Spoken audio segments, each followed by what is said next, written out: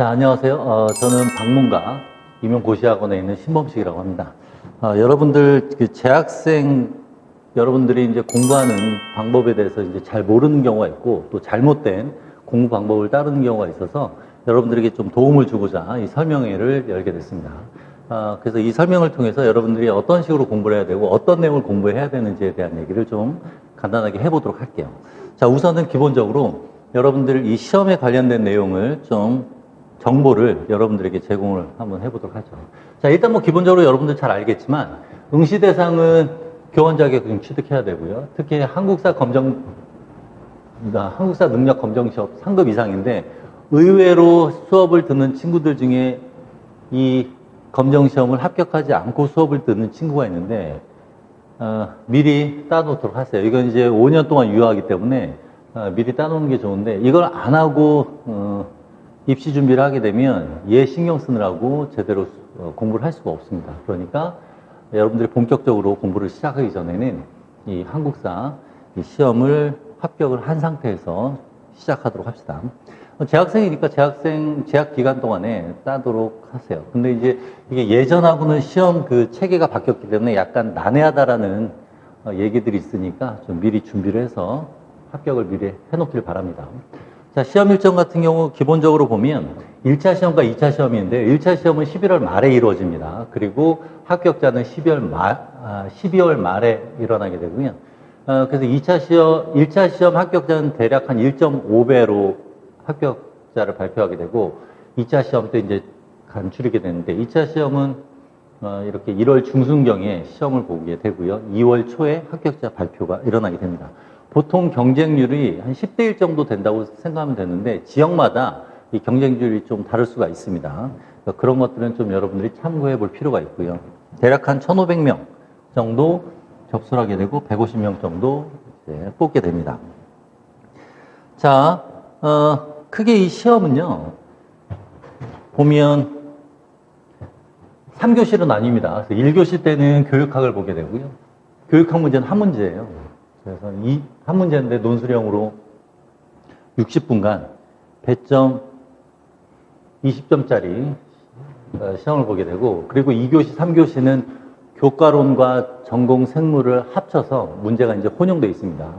물론 이제 그 교과론하고 전공 생물 문제는 별도이지만 같은 교시에 같이 보게 돼요. 그래서 기평 합쳐서 6문제 그리고 나머지 서술형 17문제를 보게 됩니다. 그래서 배점은 80점인데 전공 생물과 같은 경우는 대략 한 56점 정도 됩니다. 70%를 차지하기 때문에. 그래서 제가 가르치는 여러분들에게 이제 제가 이 학원에서 강의하는 내용은 전공 생물이기 때문에 저는 이제 56점을 담당하고 있죠. 자, 그래서 여기서 이제 기평, 서술형이라는 표현이 있는데요. 자, 기입형, 서술형 보면 기입형은 말 그대로 이제 가로 넣기라든가 또는 뭐 제시하시오 이런 식으로 단답형으로 어떤 용어를 표현한다든가 또는 전구체 물질의 이름, 또는 효소 이름 같은 것들, 세포 이름 같은 것들을 넣는 문제고요. 서술형은 말 그대로 문장을 만드는 겁니다. 그래서 답안지를 보면 4줄이 있는데요. 이 4줄에 한 3개, 2-3개의 문장을 완성해서 넣으면 됩니다. 그런데 서술형이라고 해서 어려워할 것이 아니라 서술형 같은 경우는 작성 방법을 제시하고 작성 방법에 따라서 답을 쓰게 되는데 보통 이제 작성 방법에서 제시하는 게 기입형처럼 어떤 세포의 이름을 쓰시오. 그러니까 작성 방법이 한 2개에서 3개 정도 되는데요. 그 중에 1개 정도는 어떤 키워드를 쓰시오라고 얘기를 하고 또 나머지 작성 방법 내용은 어떤 왜 그런지에 대한 이유를 제시하시오. 이런 식으로 표현하게 되는데요. 서술형 같은 경우는 그렇게 어려운 것이 아닌 게 키워드 위주로 문장을 만들면 돼요. 왜냐하면 채점할 때 그 키워드 위주로 채점을 하기 때문에. 그래서 기입형이든 서술형이든 너무 부담 갖지 말고요. 여러분들이 전체 기작을 이해한 상태에서 특정 물질 또는 용어의 이름을 알면 자연스럽게 서술형 문장을 완성할 수 있습니다. 자, 이런 것들은 이제 여러분들이 공부를 하고 그리고 이제 모의고사 통해서 그 답안을 작성하는 과정을 거치게 되면 자연스럽게 쓸 수가 있습니다. 서술형이라고 해서 너무 어려울 필요는 없어요. 자, 그래서 지금 보면 1교시는 교육학이었고요. 2교시, 3교시는 전공 A, 전공 B라고 하는데 이때 이제 90분씩 교과론이 30%, 교과 내용화 이게 이제 전공 생물입니다. 생물학 전반에 대한 문제는 대략 한 70%라서 56점 정도를 차지하고 있습니다. 그리고 기입형 6문제가 모두 2021학년도에서는 전공 생물에서만 기입형 문제가 나왔었습니다. 자, 출제 원칙은 여러분들이 여러분들이 풀 수 있는 정도예요. 그래서 출제 원칙 이렇게 쫙 돼 있는데 여러분들이 충분히 그 기본에 충실하고 배운 내용들을 실수를 하지 않고 답을 쓴다면 충분히 합격할 수 있는 수준이라고 생각이 됩니다. 자, 그럼 여러분들이 이제 답안을 쓰게 되면 채점을 하는데 채점 방식을 간단히 설명하면요. 3명이서 독립적으로 채점을 해요. 그 얘기는 무슨 소리냐면 3명이서 각각 1,500명분의 채점을 한다는 얘기예요. 그것을 한 달 동안에 끝마쳐야 됩니다.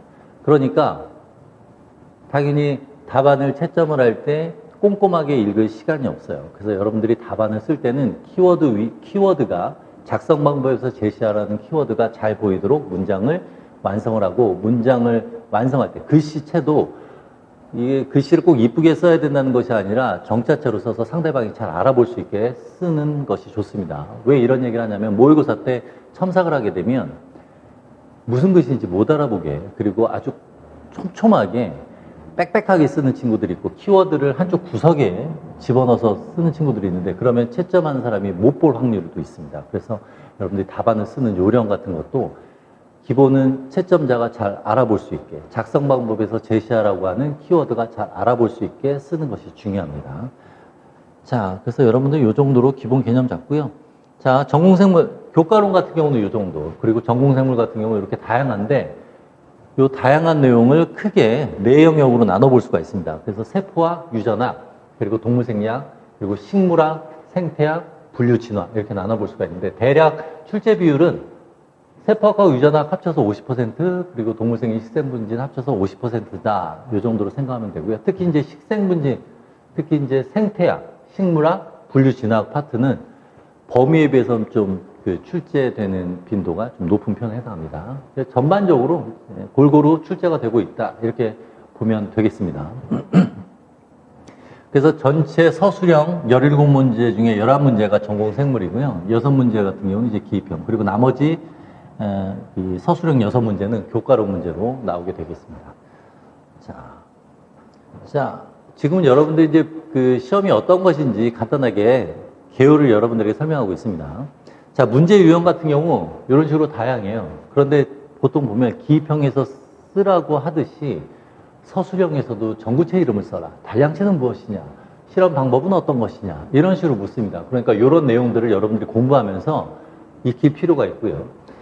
그리고 조절 기작 과정을 전반적으로 이해해야 풀 수 있는 과정이 있습니다. 근데 여러분들이 공부를 할 때 암기 위주가 아니라 이해 위주로 하게 되면 조절 기작 과정은 자연스럽게 여러분들이 이제 그 스토리, 텔링 하듯이 여러분들이 말을 하면서 외울 수가 있으니까 뭐 이해는 당연히 될 수가 있습니다. 그리고 그 중간중간에 끼어 들어가는 특정 용어만 외워주면 이 파트는 이해 충분히 해결이 되고요. 그리고 기출문제 같은 경우도 여러분들이 공부하는 과정에서 기본적으로 임용 기출문제는 다 풀어봐야 되겠죠.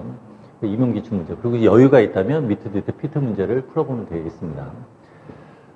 그래서 근데 미트, 디트, 피트 문제는 워낙 문제가 많고 중복되지 않은 파트도 있기 때문에 이 모든 문제를 꼼꼼하게 풀어볼 수는 없고요. 관련된 내용들 쭉 보다가 관련된 내용들을 보면 돼요.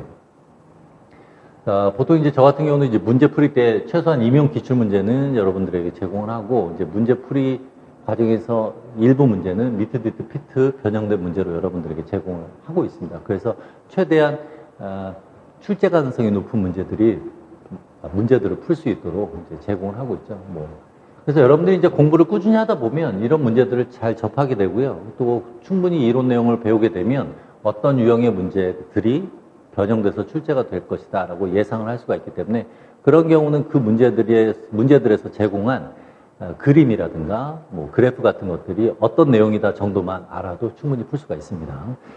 자, 그 다음에 이제 수식 같은 게 이제 몇 개가 나오는데 어떤 경우는 그 수식 자체를 쓰라는 문제가 있기도 했어요. 그러니까 이런 수식이 나올 때는 중요한 포인트들은 알아둘 필요가 있고요. 이런 것도 이제 수업 중에는 제시가 됩니다. 그래서 이런 것들은 보통 이 수식은 문제에서 제시된다. 또는 과거의 기출문제선 제시가 안 되고 직접 쓰라고 했으니까 외워둘 필요가 있다. 뭐 이런 식으로 몇 개의 수식만 체크해주면 됩니다.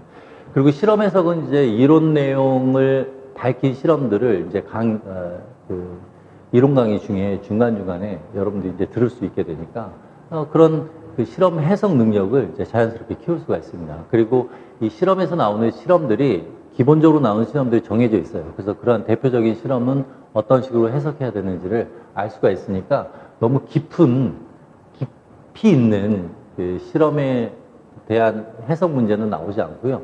대표적인 실험 문제에 대한 해석이 나오니까 그렇게 어려워할 필요는 없어요. 하지만 실험을 접하지 않은 친구들은 이 해석 능력을 키울 필요는 있기 때문에 이론과 관련된 실험이 어떻게 디자인됐고 어떻게 그 결과를 해석할 수 있는지는 공부할 때마다 한 번 정도 생각을 하고 자기 것으로 이해를 하면서 공부를 할 필요는 있습니다. 그리고 아주 가끔 지엽적인 문제들이 출제될 수가 있습니다. 그리고 대신 비중은 좀 적어요. 그러니까 이 지엽적인 문제에 너무 치중해서 공부하지는 말고요. 기본적인 문제, 기본적인 이론 내용에 대한 학습이 완료가 된 이후에 시간 여유가 있을 때 추가적으로 전공서에서 나올 법한 문제 몇 가지들을 스스로 이제 체크하는 정도는 괜찮습니다. 하지만 이 지엽적인 문제 때문에 임용 문제가 어렵다라든가 또는 내가 공부를 안 하고 있는 거 아니야, 못 하고 있는 거 아니야, 뭐 얼마 못 하고 있어서 걱정을 하고 공부를 게을리하게 되면 오히려 손해요. 그러니까 이런 건 너무 크게 신경 쓰지 말고요. 기본적인 내용에 충실하게 완전히 자기 것으로 만들고 나서 이제 추가적으로 플러스 알파로 본다 정도로 생각하면 되겠습니다. 그래서 여러분들이 이러한 문제들 때문에 너무 그 시험 준비를 할 때 자신감이 떨어지면 안 돼요.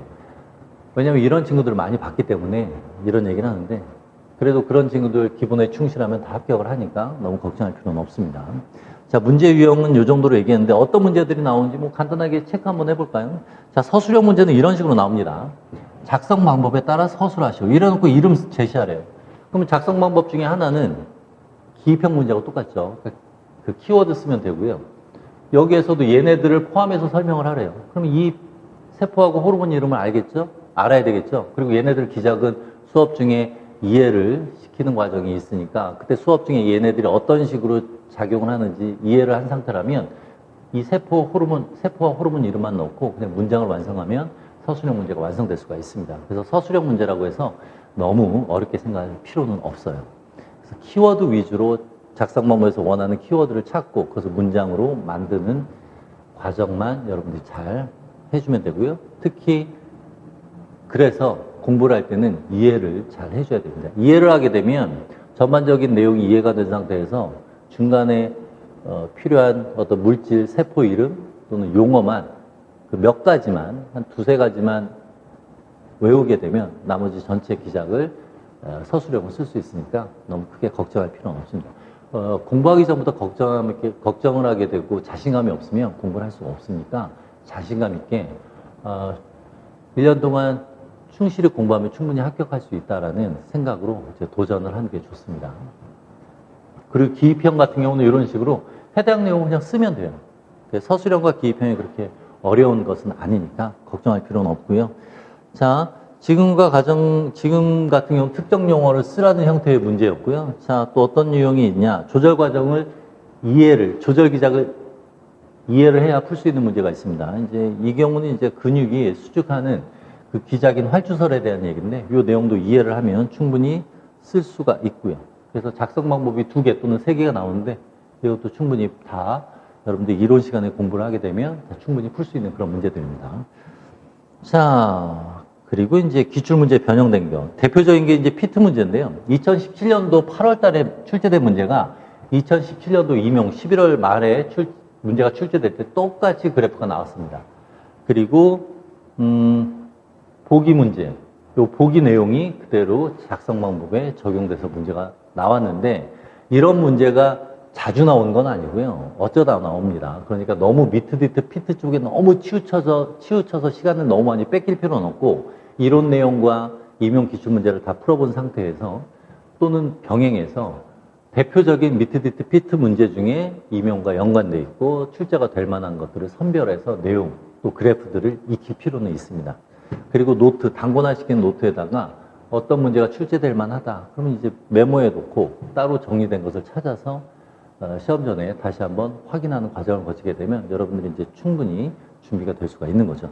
자, 이런 식으로 기출문제 변형 형태가 나올 수가 있고요. 또 임용 기출문제 자체도 반복해서 나올 수가 있습니다. 그래서 10년 전 정도에 나온 문제를 변형해서 이런 식으로 또 나온 형태가 있었어요.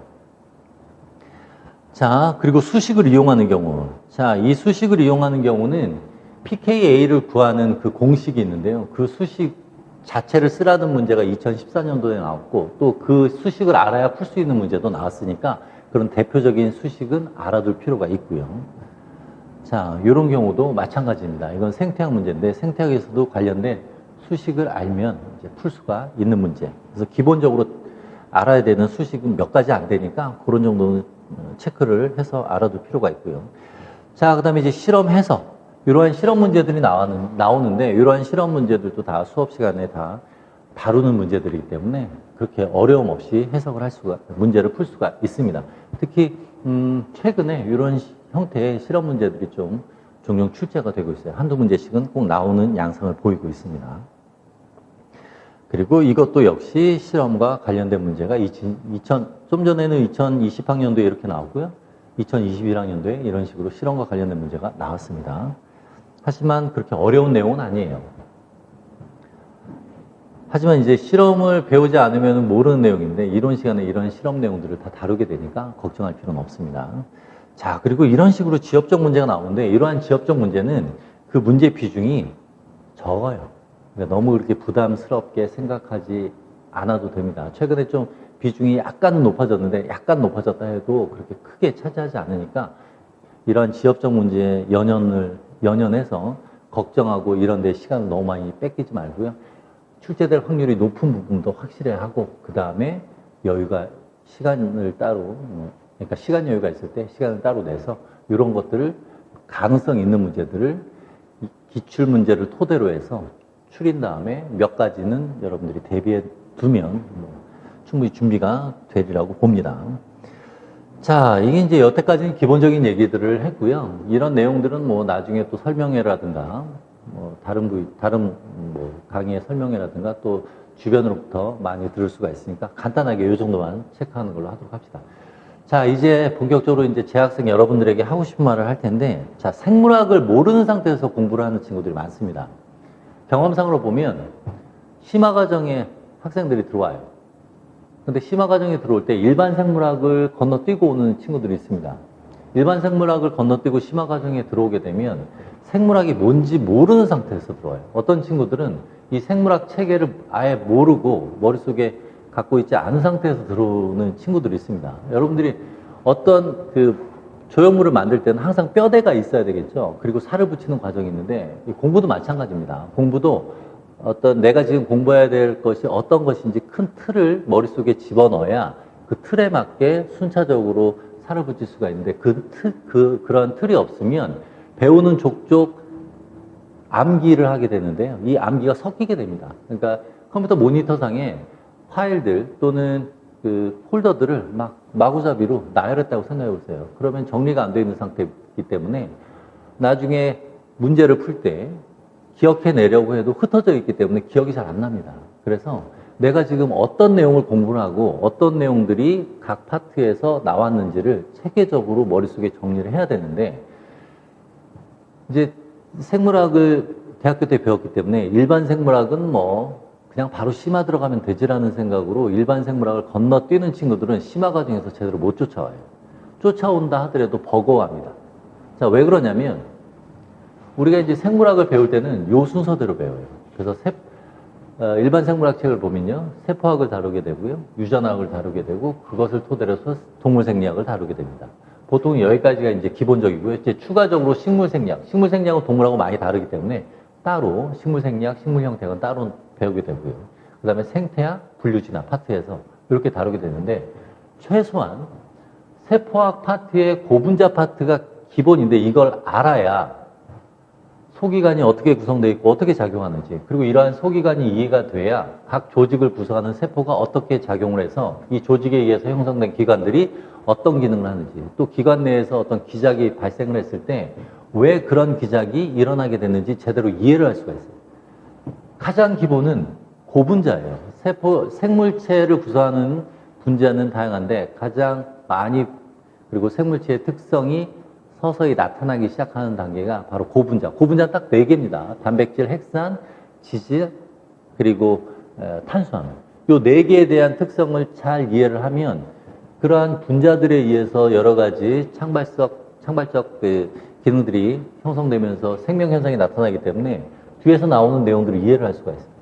자, 그런데 이런 분자 파트에서 배운 것들, 세포 소기관에서 배운 것들이 기관계를 할 때 또 나오게 되고요. 유전학 파트 할 때도 이러한 분자들이 적용돼서 설명이 되는데, 설명을 할 때 이 파트를 모르면요, 몰라요. 그리고 앞부분을 할 때도 뒷부분 내용을 적용을 시켜서 우리가 또 연계해서 볼 수가 있습니다. 일반 생물학을 먼저 공부를 하게 되면 이 전체를 다 다룹니다. 머릿속에 뼈대가 형성되어 있고 앞에서 배운 내용과 뒤에서 배운 내용이 매치가 돼요. 그래서 왜 앞에서 이런 내용들을 배우는가? 얘네들이 뒷부분에서 어떤 의미가 있기 때문에 배운다. 이런 것들이 어느 정도 잡혀있는 상태에서 심화 생물학을 배우게 되면, 여기에서 심화 생물학은 일반 생물학에 살을 붙이게 되고요. 여기에 추가로 새로운 내용을 배웠을 때 이해가 빠릅니다. 그런데 4학년을 마치고 공부에 이제 입시 준비를 들어온 친구들은 일반 생물학 2달 정도, 2달이면 충분한데요. 2달을 이제 좀 일명 빡세게라고 표현하죠. 이제 타이트하게 그 공부를 일반 생물학을 하게 되면 심화가 참 편한데, 일반 생물학은 뭐 대학교 때 배웠으니까 뭐 요 정도는 뭐 심화 바로 들어가면 되지. 그래서 힘들어하는 친구들이 많습니다. 그래서 어떤 친구들은 제 강의 말고 다른 강의를 한 3년, 4년 정도 공부를 하다가 계속해서 전공생물 성적이 안 오르니까 이제 강의를 바꾸기 위해서 제 강의를 딱 들어와요. 근데 그런 친구들이 일반 생물학부터 들어와요. 왜냐하면 일반 생물학부터 한번 시도를 해보자. 그래서 이제 상담을 하게 되면 성적이 지금 100점 만점에 56점이 전공생물인데 30점에서 40점, 요 사이에 30점대에서 더 이상 안 오른다는 거예요. 공부를 아무리 열심히 해도 안 오른대요. 그래서 이번에 처음부터 다시 시작하자는 마음으로 일반 생물학을 듣습니다. 그래서 2달 동안 일반 생물학을 듣고 나서 이제 서로 또 얘기를 하게 되면 일반 생물학이 이런 내용이었는지 모르겠다. 그리고 몰랐었다. 그리고 자기가 일반 생물학 책을 통해서 나름대로 책을 그냥 정독하면서 익힌 내용과 여기서 배운 내용이 완전히 다르더라. 그러니까 자기가 책을 가지고 공부할 때는 시간도 오래 걸리고 제대로 이해도 못한 상태였고, 이 내용들이 읽은 부분이 다른 부분과 어떻게 연결되어 있는지 이런 것들이 서로 매치가 안 되니까, 연결이 안 되니까 시간만 버리고 지치고 심화 과정에 집중을 못하게 돼서 힘들어 하더라고요. 근데 일반 생물학을 시작한 친구들이 이제 합격한 친구들이 종종 있습니다. 3, 4년 고생하고 안 되겠다 싶어서 일반 생물학부터 하면 이 친구들이 심화 들어왔을 때 달라요. 그 받아들이는 속도가. 그리고 질문의 수준도 높고. 그러다 보니까 일반 그 심화 과정을 잘 마스터하게 되면 문제풀이, 알고 있는 내용을 확인하고 자기가 외우지 못한 내용들을 컨펌하는 작업이기 때문에 문제풀이 과정도 쉬워집니다. 그러면서 이제 모의고사 때는 알고 있는 내용을 아웃풋하는 연습을 하게 되니까 준비가 된 상태에서 본고사를 치르게 되니까 이제 좋은 성적이 나올 수가 있는 거죠. 그리고 초시생 같은 경우는 이제 보통 일반 생물학부터 이제 오죠. 일반 생물학 때 보면 아무리 대학교 때 일반 생물학을 들었어도요, 대학교에서는 일반 생물학이 시간상 제대로 가르쳐 줄 수가 없습니다. 근데 이제 학원에서 강의를 듣게 되면 일반 생물학을 충분히 듣게 되니까 초시생도 심화 과정에 잘 따라와요. 그러니까 그 몇 년 공부한 친구들이 심화 과정 들어왔을 때랑 그 초시생이 일반 생물학 과정 거치고 들어왔을 때랑 보면 오히려 초시생이 일반 생물학 거치고 심화 과정을 들을 때 더 잘 습득을 할 수 있고 또 더 잘 이해하는 그런 것을 제가 봤습니다. 그러니까 여러분들이 그래도 난 일반 생물 자신 있어 이렇게 생각하지 말고요. 재학생 여러분들은 시간 여유가 있으니까 일반 생물학을 학원에서 수강하는 것을 추천합니다. 제 강의가 아니더라도 다른 분들의 강의더라도 일반 생물을 독학으로 하지 말고요. 수강을 하도록 하세요. 왜 그러냐면 예전에 어떤 친구가 정말 열심히 하려고 그 친구도 한 3년, 4년 정도 공부했는데 제 수업을 듣기 전에 그 전에 정말 열심히 하려고 일반 생물학 책을 4번을 독학을 했대요. 정독을 했대요. 어떤 사람이 그런 얘기를 하더래요. 일반 생물학을 몇 번 정독을 하면 합격할 수 있어. 이런 식으로 얘기해서 그걸 고지고대로 믿은 거예요. 그래서 정독을 했는데 당연히 성적 제대로 안 나오죠. 그래서 그 다음에 이제 상담을 하는데 시간을 너무 많이 뺏기고 정말 열심히 했는데 왜 성적이 안 오르냐. 그래서 이제 그 친구도 일반 생물학 들으면서 자기가 뭘 잘못했는지 알고 그러면서 심화 과정에 잘 따라오게 되고 그리고 또 알아듣게 되니까 재밌고 그래서 성적이 올라가고 그래서 합격한 친구도 있었습니다. 그래서 여러분들이 일반 생물학을 등한시하면 안 돼요. 이게 이제 기본, 그 틀을 형성하기 때문에, 축을 형성하기 때문에 일반 생물학은 반드시 듣는 게 좋습니다. 다른 건 몰라도 기본을 다져놓은 상태에서 심화를 들어야 된다는 걸 재학생 여러분들에게 좀 강력하게 추천을 하고 싶어요. 그리고 스스로 정독하는 것보단 정독을 하게 되면요 오래 걸려요. 몇 달이 걸립니다. 어떤 친구는 심화과정 듣는 와중에 일반 생물학 정독하고 있더라고요. 왜 강의는 안 들었니? 그냥 정독하려고요. 그 친구가 심화과정 6월 달에 끝났는데 그때까지도 일반 생물학을 보고 있더라고요. 너 언제 끝낼 거니? 그랬더니 7월 전에는 끝나겠죠. 의미가 없어요. 일반 생물학은 심화 생물학과 별개가 아니라 일반 생물학을 토대로 해서 심화 생물학 내용을 살을 붙이는 건데 심화 공부하면서 일반 따로 공부하는 건 의미가 없습니다. 그래서 여러분들 차근차근 단계를 밟아가는 게 중요하니까 일반 생물학을 듣고 그 다음에 심화를 도전을 하도록 하세요. 재학생 기간에는 아직 시간 여유가 있으니까 여러분들도 그렇게 차근차근 나가는 걸 추천을 드립니다. 그리고 좀 전에 얘기했듯이 학원 수강이 필요한 이유가 짧은 시간에 효율적으로 임용 기출문제에 적합한 내용을 강의를 통해서 들을 수가 있습니다. 그러니까 물론 제 강의가 아니더라도 다른 분 강의라도 그렇게 듣는 걸 추천을 하고 싶은데 왜 그러냐면 몇 년 전에 어떤 학생이 이제 합격을 했다고 이제 답글을 질의응답 난에다가 이제 글을 올렸어요. 좀 장문의 글. 그 친구가 이제 어떻게 공부를 했냐면 5년 동안 독학을 했대요. 성적이 안 오르더래요. 그래서 5년 독학하고 이제 안 되겠다 싶어서 일반 생물학부터 제 강의를 인강으로 들었대요. 그래서 성적이 커트라인보다 10점이 올랐다고 하더라고요. 그러니까 그 친구는 진짜 그렇게 그러니까 공부는 되게 열심히 하는 스타일인데 비효율적인 공부를 한 거죠. 많은 시간을 투자를 하고 또 잘못된 방향으로 공부를 했기 때문에 많은 시간을 투자했지만 비효율적이었던 거예요. 그러니까 효율적인 공부를 선택을 했다면 그 친구는 진작에 합격할 수 있죠. 그러니까 여러분들에게 말씀드리고 싶은 건 효율적인 공부가 필요합니다. 그래서 일반 생물학부터 수강을 차근차근 듣는 걸 추천을 드리고 싶어요. 자, 그래서 이런 식으로 차근차근 전체적인 내용을 이해를 한 상태에서 심화과정 살을 붙이도록 합시다. 자, 그래서 여러분들 이제 보통 제 강의 기준으로 본다면 2개월 일반 생물학, 그리고 이제 심화 4개월, 그리고 이제 문제풀이를 통해서 배운 내용이 어떤 식으로 문제가 나오고 내가 어떤 내용을 모르고 있는지 그러한 확인 과정, 그리고 기출 문제를 통해서 어떤 식의 문제, 어떤 유형의 문제들이 나오는지를 다시 한번 확인을 하게 되고요. 부족한 부분을 체크를 할 수가 있고요. 나중에 이제 아웃풋하는 것도 연습이 필요합니다. 쓰는 연습. 그리고 이때 이 이론 내용을 반복해서 계속해서 볼 필요가 있어요. 어떤 친구가 모의고사 때 30점대였는데요. 재작년인가 그래요. 30점대여서 아, 이 친구 힘들겠다 그랬는데 그러니까 56점 만점에 30점대였어요. 보통은 이제 50점 전후로 나와야 안정권인데 제가 첨삭을 했는데 30점 된 거예요. 열심히 했는데 초시생이었어요.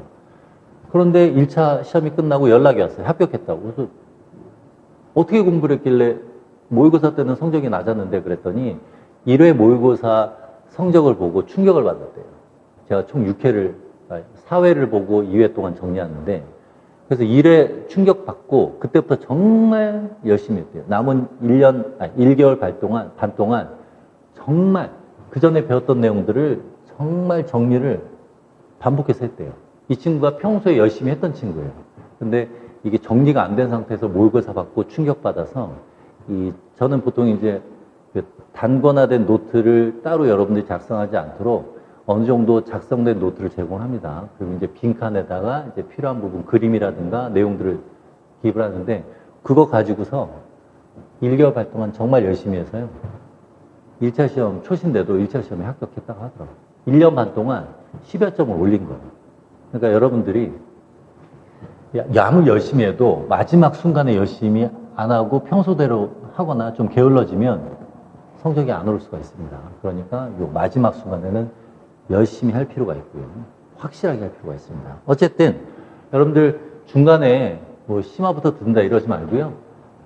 그 이전에 모든 필요한 것들 다 끝내버리고 기본 과정부터 쭉 따라오면 충분히 초시인데도 합격을 할 수가 있습니다. 초시생들 많이 합격하고 있으니까 초시는 힘들어 이런 생각 말고요. 초시에 반드시 합격한다라는 생각으로 공부에 임할 필요는 있어요. 자, 그러면 이제 여러분들 재학생 같은 경우 어떤 식으로 학습을 하느냐. 이게 여러분들에게는 실질적으로 중요한 얘기인데 주변 정리 필요합니다. 이게 무슨 소리냐면 친구들을 하고 놀 거 미리 다 놓으세요. 공부하기 전에 원 없이 다 놓으세요. 공부 시작한 다음에 친구들 만나고 친구들하고 술 한잔하고 뭐 동영상 볼 거 있다고 밤늦게까지 보고 그 다음날 늦게 일어나고 이러한 불규칙한 생활하지 말고요. 주변 정리 확실하게 하고 만약에 이제 부모님한테 또 가족들한테도 내가 1년 동안 정말 확실하겠다 그러니까 양해해달라 라고 얘기를 하세요. 자, 주변 정리, 친구들도 주변 정리를 해서 일단 여러분들은 심심해야 돼요. 할 게 없어야 됩니다. 게임 끊으세요. 혹시라도 게임 자주 하는 친구들은. 심심해서 공부만 해야 되겠다라고 생각이 들어야 돼요. 실제로 초시생 합격한 친구 얘기 들어보니까 노는 게 재미없었대요. 그 친구가 4학년이었나? 4학년 마치고요. 정말 생물 아무것도 모르고 그냥 수업 듣기 직전에 그냥 이번 공부해볼까? 그러고 도전한 친구였는데 초시에 바로 합격을 했습니다. 실수를 해서 6점의 손실이 있었는데도 합격을 했어요. 서울에서. 그래서 자기 집 근처 30분 거리 학교에 바로 출근한다고 얘기를 했었는데 그 친구가 그냥 노는 게 재미없었대요. 그래서 공부만 했대요. 근데 공부를 열심히 한다기보다도 그냥 한 거예요. 여러분들 열심히 하면 부담스럽죠? 그냥 하는 겁니다. 다른 거 하는 시간 대신 그냥 책 보는 거예요. 그런 식으로 공부했다고 하더라고요. 그리고 여러분들 라이프 사이클, 자, 수면 시간. 요거 잘 지키도록 하고요. 여러분들이 뭐 잠 적게 자고 많이 공부 이거 의미 없습니다. 그 다음날 공부하려면 머리가 맑아야 돼요. 그래서 충분하게 자야 돼요. 그래서 여러분들 기상 시간은 항상 일정한 시간에 하는 게 좋아요. 자는 시간보다는 기상 시간이 일정해야 그 다음날 여러분들이 맑은 정신으로 공부를 할 수가 있어요. 이런 것들이 주변 정리하고 그래서 심심하고 수면 시간 잘 지키는 이러한 라이프 사이클을 공부 시작 전에 다 준비를 해놔야 돼요. 그래서 공부 시작하면, 입시 준비 시작하면 그냥 쭉 앞만 보고 주변은 보지 않고 이게 정말 중요합니다. 이거 안 지키는 친구들 많아요. 어제 몇 시에 잤어? 이제 조는 친구들 보면 3시요. 왜? 잠이 안 와서요. 잠이 안 와. 계속 추궁하면 친구 만났어요. 이런 얘기 하더라고요. 생일이었대요. 의미 없습니다. 1년 동안은 다 정리를 확실히 하세요. 이게 중요해요. 자, 그리고 아까도 얘기했듯이 일반 생물학은 혼자 독학하는 것보다는, 정독하는 것보다는 수강을 추천을 합니다. 자, 그래서 개념이 정립된 상태에서 심화 과정에 들어오는 거예요. 근데 이런 개념이 정립되지 않는 상태에서 심화 과정에 들어오면 그냥 섞입니다. 그러면 괜히 양이 많아 보여요. 그런데 전반 개념이 정립된 상태에서 살만 붙이잖아요. 그러면 머릿속에 이미 어느 내용들이 쫙 배워야 되는 내용들이 있기 때문에 살만 붙이기 때문에 많은 내용이라고 생각되지도 않고 부담도 안 됩니다. 그러니까 여러분들 이건 정말 지키도록 하세요. 일반 생물학. 다른 선생님한테 수강 듣든 아니든 어쨌든 효율적인 공부를 위해서는 일반 생물학은 들을 필요가 있습니다. 그리고 이제 심화과정 수강하고요. 그러면서 이제 기본서 정독이라고 되어 있는데 이 얘기는 뭐냐면 관련된 내용들 좀 이해가 안 되는 부분이 있거나 그러면 이제 기본서 부분을 거기 쭉 읽어보면 기본서는 일반 세무랑 서술형이기 때문에 아무래도 이해가 더 잘 될 수도 있어요. 그런 식으로 이제 보라는 것이고요. 전공서 같은 경우는 그래프라든가 이 전공서는 워낙 많으니까 다 볼 수는 없겠죠. 그래서 관련된 내용들, 그래프라든가 그림들 그런 것들을 이제 참고해서 보는 것을 얘기를 합니다. 자, 그 다음에 공부를 생물학을 특히 생물학을 전공했는데도 암기 과목이라고 착각하는 사람이 있는데 암기 과목 아니죠. 생물학 이해입니다. 기작을 이해하면 암기해야 될 내용은 별로 없어요. 전체 기작이 쫙 있잖아요. 그럼 여러분들이 이 생물학을 공부하게 되면 고분자 파트, 그 내용이 세포 파트에서 그 용어들이 또 나오게 되고요. 세포 파트에서 나왔던 내용들이 또 동물생리학 파트에서 나오게 되고요. 반복되는 기작이라든가 용어들이 자꾸 나옵니다. 그러면 전체적으로 공부를 다 하게 되면 전체 기작 중에 여러분들이 잘 외워지지 않는 거 한두 개밖에 없어요. 계속해서 반복해서 공부를, 그 내용을 다룰 때 보게 되기 때문에. 그리고 이제 저 같은 경우는 수업 중에 뒷부분 내용하면서 요거 예전에 뭐 세포내 신호전달 책에서 요거 배웠어요. 이런 식으로 계속 얘기를 해요. 그리고 또 예전에 세포 소기관 파트 어느 파트에서 나왔던 용어입니다. 이걸 계속 반복을 하게 되는데 뒷부분 얘기하면서 앞부분 저 멀리 있는 얘기하면 이거 배웠었나? 다시 한번 찾아보게 되고 이게 복습입니다. 이걸 매치를 하게 돼요. 그러면 이렇게 멀리 떨어져 있던 내용이 가깝게 느껴지게 되고요. 그러면 외워지게 됩니다. 익숙치 않은 용어도 자연스럽게 외워지게 되니까 전체 기작 중에 키워드 한두 개 정도만 잘 외워지지 않는 것만 잘 헷갈리지 않게 외우게 되면 외울 게 별로 없어져요. 그래서 이해를 하게 되면 암기할 양이 적어져요. 근데 이제 어떤 사람들은 이제 암기를 많이 하다 보면 이해가 된다. 이렇게 되는데 이해는 될 수 있지만 비효율적입니다. 그래서 잘 이해를 하고요. 그리고 암기를 하도록 하세요. 꼭이요. 자, 그리고 반복학습.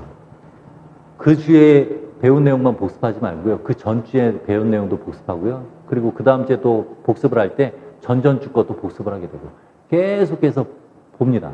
그러면 복습할 시간이 늘어나는 것이 아니라 복습할수록 머릿속에 남아있기 때문에 그 복습이 반복됐던 내용들은 복습하는 시간이 확 줄어들어요. 소제목만 봐도 이건 무슨 내용 그러면서 빨리 넘어갈 수가 있습니다. 그러니까 반복학습이 중요하고요. 이 반복학습은 장기 기억, 단기 기억을 장기 기억화하는 데 중요합니다. 반복학습을 하게 되면 이 신경세포 간에 이 시냅스의 변화가 일어나는 가소성이 있는데요. 그런 가속성 때문에 시냅스가 확실하게 연결이 되니까 장기 기억으로 오래 남게 되고 떠올릴 때도 빠르게 떠올릴 수가 있어요. 그래서 여러분들 반복학습이 상당히 중요합니다. 예습보다는 복습이에요. 예습은 모르는 상태에서 여러분들이 할 게 있어요. 그러니까 예습이 아니라 바로 복습. 이게 중요합니다.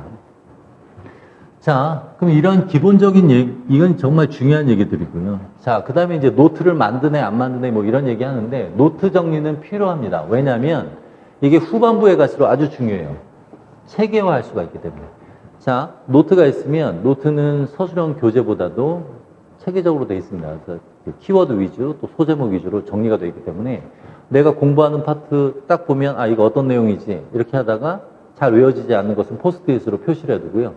그러면서 마지막 아까 모의고사 기간 아주 중요하다고 했죠. 그때 포스트잇 색깔별로 표시해서 내가 잘 외워지지 않았던 것, 또 외워야 되는 중요한 것, 또 덜 중요한 것들을 색깔별로 구분을 해서 그 파트를 집중적으로 보는 거예요. 그리고 외워졌다 생각되면 포스트잇을 하나하나 떼어내면서 그 양을 줄이게 되면 모의고사 기간 동안에 내가 아는 것만 계속 복습하는 그러한 비효율적인 일을 하는 것이 아니라 아는 것들은 한두 번 보는 걸로 잘 이해가 안 되고 외워지지 않는 것들은 계속해서 반복해서 보는 것들로 체계적으로 나눌 수가 있기 때문에 노트는 필요합니다. 그런데 이제 공부한 내용을 따로 집에 와서 노트 정리하려면 시간이 너무 많이 걸리기 때문에 저 같은 경우는 예전에 이제 판서를 다 해줬는데 판서를 하다 보니까 잘 안 적는 친구들도 있더라고요. 열심히 적는 친구들은 수업 내용에 집중 못해서 그래서 저 같은 경우는 이제 노트를 판사한 내용의 노트를 이제 단권화해서 제공을 합니다.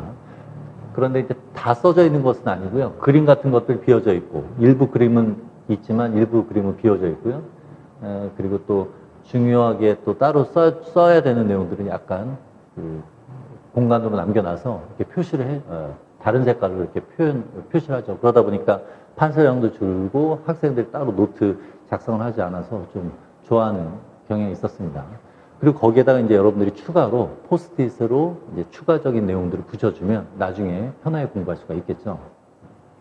그래서 노트를 따로 정리하는 것은 좀 시간이 많이 걸리지만 그래도 시간이 여유가 있는 이론을 공부하는 그 시간에 노트를 정리하면 나중 후반부에 아주 도움이 되니까 노트 정리는 좀 정리할 필요가 있습니다.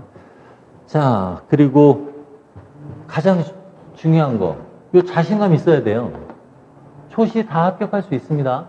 시간이 많이 필요한 것이 아니고요. 효율적인 시간이 필요한 거예요. 여러분들이 이제 그 앞에서도 주변 정리하라고 했죠.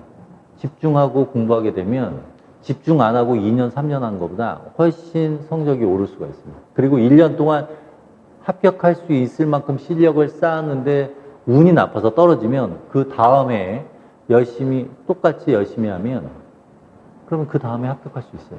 그러니까 운이 좋으면 초시, 운도 좋고 실력도 좋고. 근데 혹시라도 운이 나쁘면 그 제시할 때는 합격할 수가 있으니까 1년 만에 합격한다라는 자신감을 하세요. 1년 만에 합격한 친구들 종종 있습니다. 여럿 있습니다. 그리고 성적이 안 올랐던 친구들 와서 잘 이해하고 이 과정을 잘 따라줘서 또 합격한 친구들 종종 있고요. 그러니까 여러분들 자신감을 갖고 하세요. 1년이면 된다 이런 생각으로. 그리고 나는 초시 합격해야지. 제시를 생각하고 뭐 2년, 3년을 계획하고 공부하지 말고요. 그렇게 공부하다 보면 띄엄띄엄 공부해요. 일반 생물학 띄엄띄엄 듣고 심화 띄엄띄엄 듣고 그 실력 안 쌓인 상태에서 제시 준비를 하죠. 역시 똑같습니다. 그러다가 매너리즘에 빠져버리게 되면 도서관을 출근을 하는 사태가 발생하니까 초시 합격한다는 생각으로 하는 게 가장 중요합니다. 정리해보면 자신감을 갖고요. 잘 주변 정리한 다음에 공부할 수 있는 분위기를 만들고 일반 생물학부터 차근차근 이해하면서 공부하는 게 중요합니다. 그리고 후반부를 대비해서는 단권화시킨 노트가 중요하게 작용할 수가 있고요. 자, 그래서 여러분들 이제 합격을 위한 3요소만 얘기하고 끝을 내도록 할게요. 자, 여러분들은 무엇을 공부할지 수업 시간에 배웁니다. 모든 사람들은 무엇을 공부할지 어느 정도 알고 다 그 내용들을 배워요. 자, 이제 어떻게 할지. 이거는 나름대로 방법은 다 다양하지만 크게 본다면 수강하는 강사 스타일에 따라서 방법은 약간씩 달라질 수 있지만 기본적으로 효율적인 방법을 공부하는 게 좋겠죠. 그래서 이제 제가 추천하는 것은 이해하고 그리고 나서 암기하는 것. 그러면 암기량이 줄어드니까 훨씬 효율적으로 공부를 할 수가 있다라는 얘기고요. 그리고 그렇게 이해를 하게 되면 머릿속에 오래 남게 되고 답안을 쓸 때도 논리적으로 쓸 수 있게 됩니다. 자, 여기까지는 어느 정도 일치해요. 근데 중요한 건 뭐냐면 왜 합격과 불합격이 갈리느냐? 왜 공부하는지를 자꾸 되뇌이는 친구와 왜 공부하는지 모르는 상태에서 방황하는 친구. 자, 왜 공부하는지를 자꾸 동기부여를 하세요. 그래서 슬럼프에 빠질 것 같다. 그럼 자꾸 동기부여를 해줘야 돼요. 그리고 다잡고 마음을 다잡고 그런 식으로 최소한 이론 과정만 버티면요. 이제 문제 풀이 때는 준비된 이미 공부한 내용들을 확인하고 보충하는 과정이기 때문에 이론 과정이 끝나면 좀 마음의 여유가 생깁니다.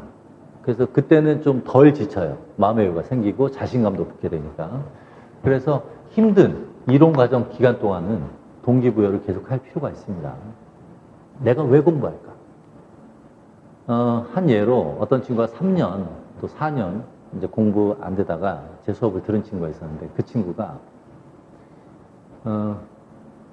1월 달에 이제 초시 합격한 친구가 이제 왔어요, 인사하러.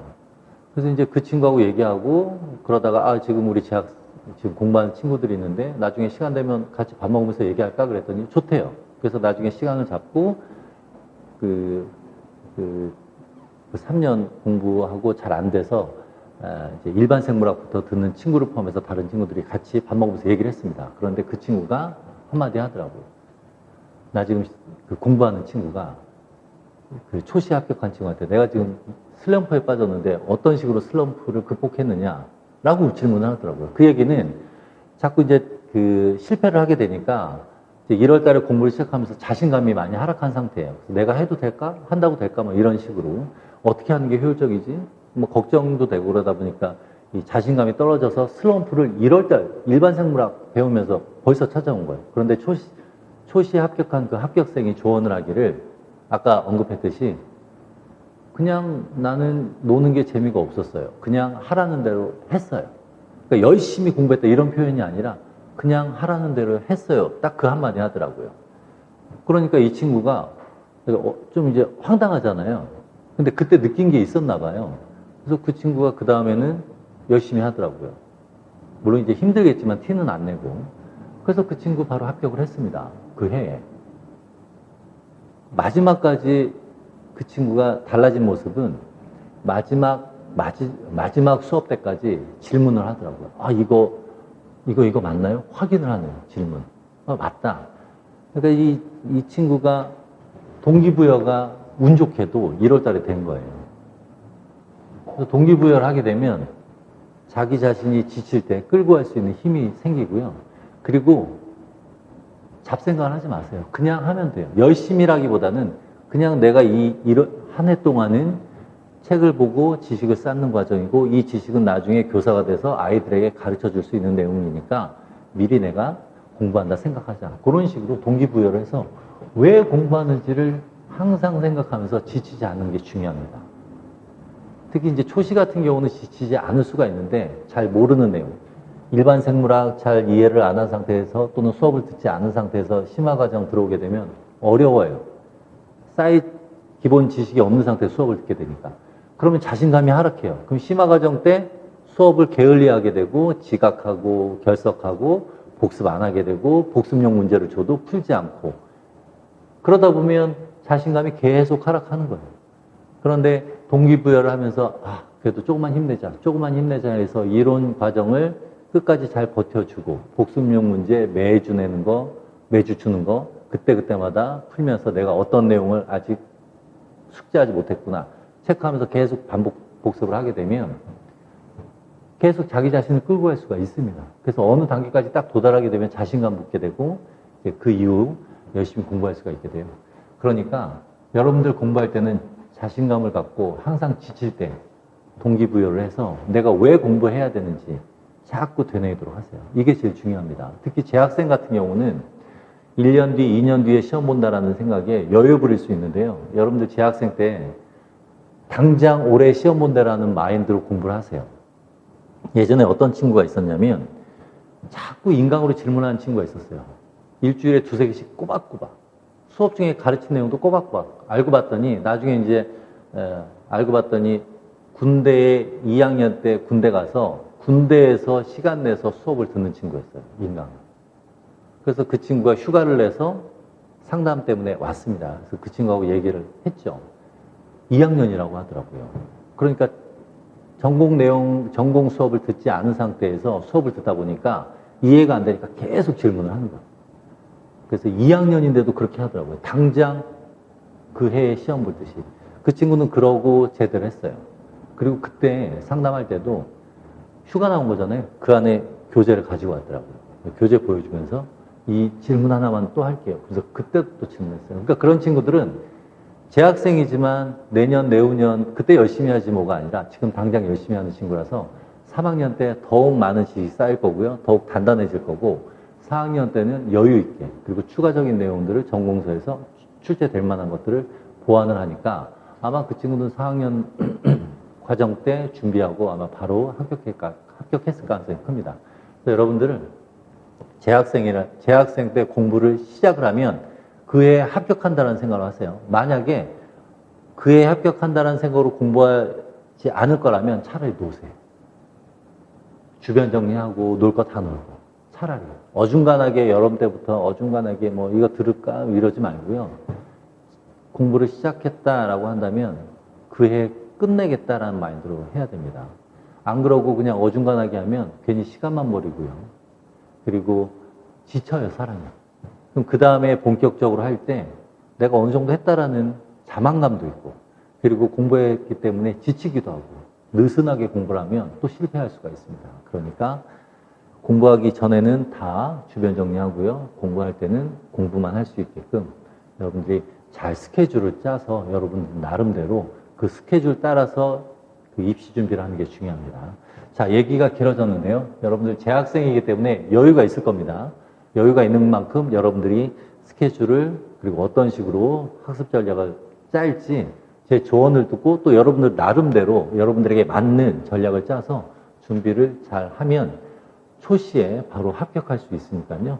여러분들 힘내고 자신감 있게 좋은 결과 있도록 여러분들이 최선을 다했으면 하는 바람입니다. 자, 학습 전략과 관련돼서 여러분들에게 얘기는 이 정도까지 하고요. 여러분들 모두 이 내용을 듣는 여러분들 모두 초시에 합격하길 바라겠습니다. 자, 수고 많았습니다. 이만 마치도록 하겠습니다.